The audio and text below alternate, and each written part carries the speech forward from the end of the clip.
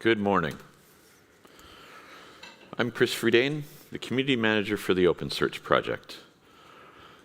Thank you all for being here for OpenSearchCon 2025, Europe, in the beautiful city of Amsterdam. A special thank you to everyone that made it for the unconference yesterday. It's always a really fun part of the event for me personally. Huge thank you to our two helpers that help every time, Lisa and Julia. Thanks for being there with us. It was a lot of fun. Today I'm here to speak with you about the OpenSearch User Group program. Let's build a global community. This all started back in our first OpenSearchCon, September of 2022, in the wonderful city of Seattle. It was our first time to bring the community together in an in-person event. It was a wonderful time with more than 30 speakers sharing their journey, their solutions, and their knowledge about the platform. It was something that was really special. But at the end of it, we got these really good questions. When can I get something like this in my region? People wanted more in-person events for the OpenSearch project. So we started thinking, how can we solve this with them? How do you keep something like this going? Momentum. Momentum is something that's truly important when you're about to build a program like a user group community. We started asking ourselves, is this something we can pull off? Is this the right time to do it? When is the right time to do it? And how do you know you're at this point? We thought about this for a while. And some of the answers to those questions became, yeah, I think we've hit enough of a critical mass. We have the momentum to keep this sustainable. And admittedly, sustainability and momentum is something that keeps going, and it's something that you have to pay close attention to and consistent attention to when you're building a program like this. We were also lucky enough to have a leadership team that was ready to develop and give the resources necessary for a program like this. And as important or more important, we had a group of solution providers and partners that were ready to devote their own resources, their own time into a program that could grow into this giant global community. Because really, it takes a village. When you're going to start a program like this, any user group program or local user group, one of the important things is what makes a good leader. You need someone with a passion and an interest in growing the community.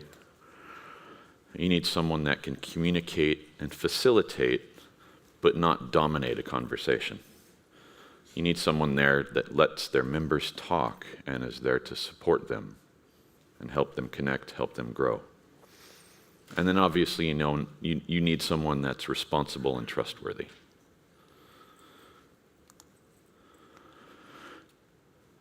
I think we found this person early on. We started talking with our friend Joel Martins over at Bonsai. When he had this idea, let's do this in Chicago. Thought that was a great place to start. He knew his local community and had this vested interest to grow that local community. It was an early success, and we were able to enable Joel to start thinking about these low-barrier, high-value meetups where his community can focus on real-world use cases. One fun thing happened when we started this is I created this meetup page, didn't tell anyone about it. Joel knew it was going to happen, but we've all started our new meetup pages and they take a while to approve and yada yada. So we didn't tell anybody about it, and I went away on a long weekend. I got back from this long weekend, And we had more than 30 people join the meetup without telling anyone. So you're thinking, this is going to work. There's a thirst for this. That was really cool to see. Another thing that's necessary in a program like this is you have to provide some level of framework for the individuals and the organizers and the users to build on. I think back to when I worked for a certain VP at a prior company, back in my support and release management days.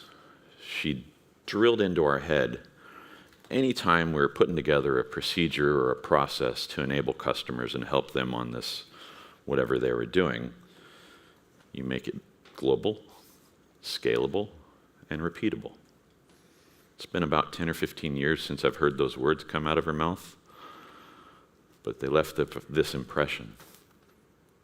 And it's something that resonated really, really well when you're starting to think about a global program like this. So to enable our leaders,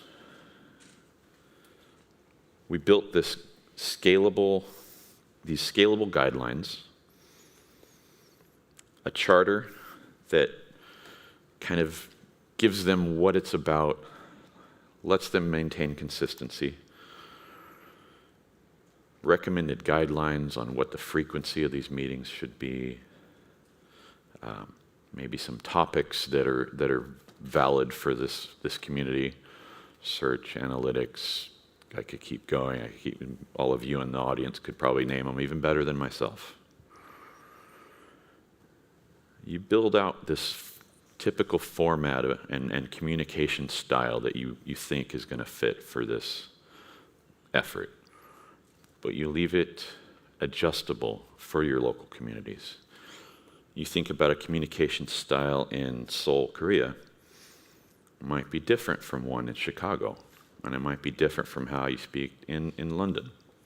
So you leave this framework enough for a guideline set, but something that can be adjusted for local communities. And then, of course, a code of conduct. A code of conduct really is something that gives you a leg to stand on if something odd comes up and you need to refer back to a rule set. But as the community manager for this project, I have to say that this community follows a code of conduct and it's never been an issue. So honestly, thank you for that. Another extension of these frameworks that you build out is a naming structure. I look at that again as an extension of this framework. You start with OpenSearch project, city name, kind of give them a starting point. But this also has to be something that's adjustable. It came up early with Chicago, where Joel wanted to change it to grow his community and adjust it in a certain way that met his local community and the topics they were looking at and searching for. Great. You also give these things a common description so people know what they're looking for. This is another one that you leave adjustable. Our friends that are currently building out the Tokyo user group took that and translated it for their local community. It's great to see.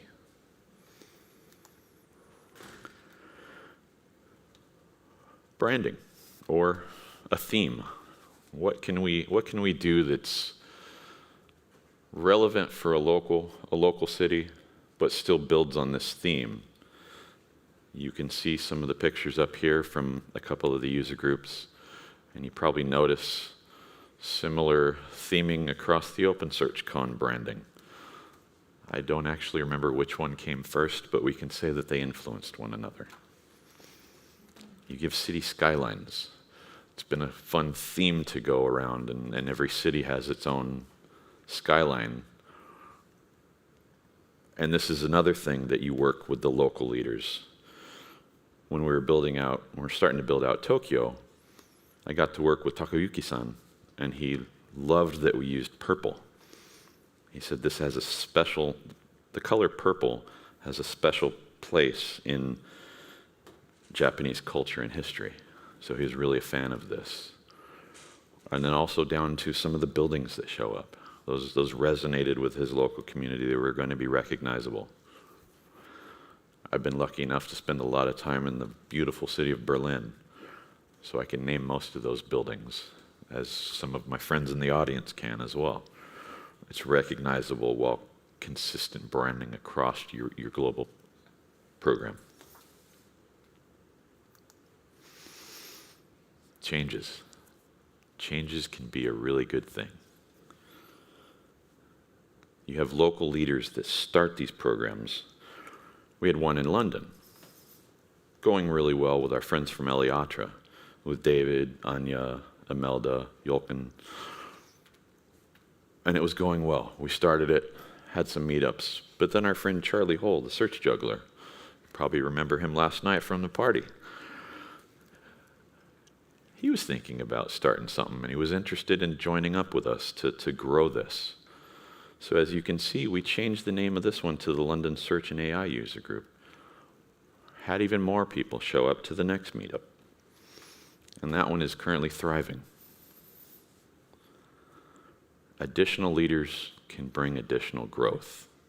Additional community means a bigger, wider audience, more topics to talk about, more people to show up.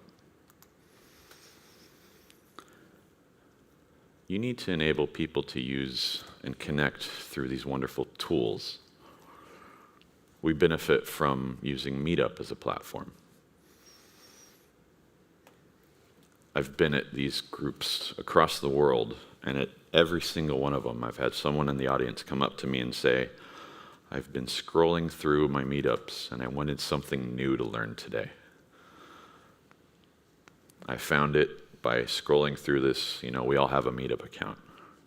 Talk about a great awareness tool. Somebody's just looking for something new to learn, and they happen to see you're in the local city.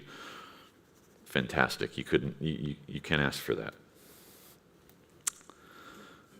We have dedicated Slack channels for people to share their events, to talk about what's coming up, to volunteer to speak, to find one another. We have a user group channel on Slack, on our OpenSearch Slack. And I've also built a private one for the organizers to trade tips and tricks, to find one another. One of the neat things I've noticed out of this one is they seem to find other leaders, and then I'll hear stories of this company in this wonderful European city sent one of their employees by train over to another city with another partner's user group, and then vice versa. And there's this wonderful cross-pollination of different cities, different partners, and different speakers across the world. It's really cool to see. And then you give them the forum, share some pictures. Send me the pictures, we'll put them on the Flickr account. Enable people to share. You see a picture here with all the different city skylines. You see this theme, you see this branding, and you see this uniqueness per city. Most of us have probably been to a user group. Most of us probably understand what the benefits are. But really, some of those are, everyone there is there to actively learn. You think even the simplest topics for people to share, those create some of the best conversations. It's a simple topic to someone that decides to be courageous and give a talk. Someone else in the audience might not think that's a simple topic. Or someone in the audience might help and teach even more to the individual that's sharing that story and sharing that experience. It's been this really fantastic two-way street to watch these things happen. You're there to connect with the developers, contributors, industry experts. A growing professional network means career growth. It's great benefit for anyone that's involved in a user group. We also enable them with swag, with fun things to give away. I've got a little side project going that I'm not going to give away, but I think some of the different groups are going to have some cool things to give out pretty soon. These things help us build a global community, help us build up the OpenSearch Software Foundation and all the things that are going to come with that foundation and enable us in a global manner. Come build community with us. As a partner, a solution provider, what's the benefit for you to do that? Well, I got to talk to some of our partners. They gave us this fantastic feedback about why these are beneficial for them to run. It allows them to validate their ideas and uncover new use cases and different market demands. Remember how I talked about someone just scrolling through, finding that meetup, finding something new to learn that night? That expands past your normal network that you'd ever, how else would you have found that new customer potentially? It also allows you to strengthen your identity as a trusted resource within the OpenSearch community. You hold these user group programs and you're giving them this memorable impression of a positive experience of learning and knowledge sharing. That's a huge benefit to your business.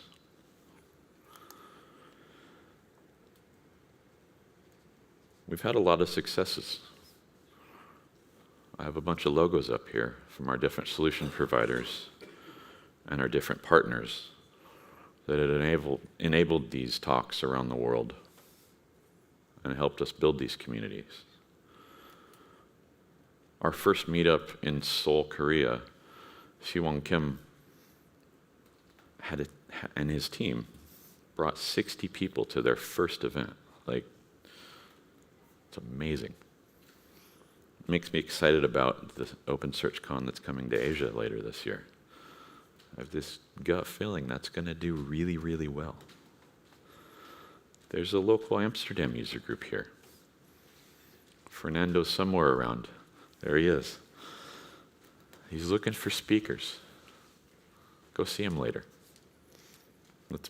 Let's get that next meetup on the board. It takes, like I said, it takes a village. Let's keep building this. We've had success in all these different cities. So far, we're in 12 countries. These are all the different cities around the world that currently have a user group in some stage of development, whether it's one that's had multiple meetups. I think the one in India is just starting. We just created it, and we're really excited about getting that going very soon. It's been gratifying to see these things take root around the world.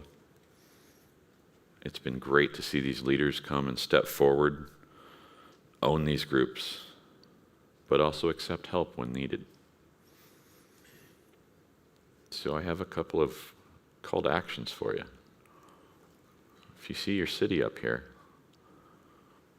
sign up, show up, give a talk. We'd love to see you there. If you don't see your city up there, come find me. Let's talk about putting your city on the map. We're just getting started. This has truly been a labor of love for me. I spoke a little faster than I thought. So, thank you. Come join the conversation. Let's keep building this global community together. Thank you.